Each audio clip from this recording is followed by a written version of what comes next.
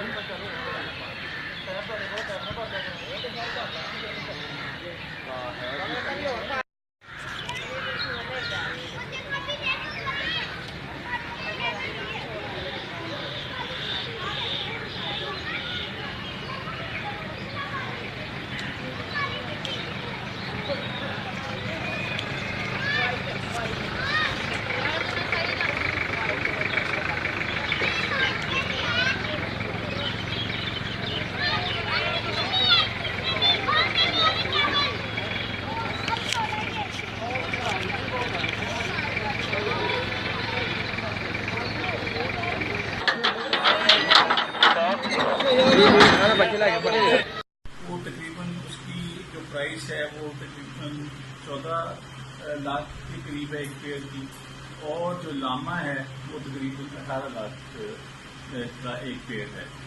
तो ये यहाँ पे पहुंच चुके हैं इंशाल्लाह। है ट्रांसपोर्टेशन है, इसकी सारी जो रिक्वायरमेंट्स हैं वो पूरा करने के बाद वो इंशाल्लाह के बाद दीजिए ये जून जुलाई तक ये इंशाल्लाह यहाँ से हम उम्मीद करते हैं यहाँ पर पहुँचे जाएंगे। और चिड़ियाघर की रौनक जो है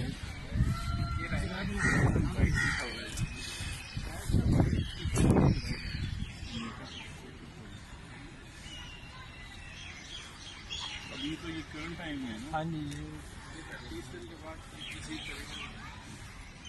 अभी आपके जो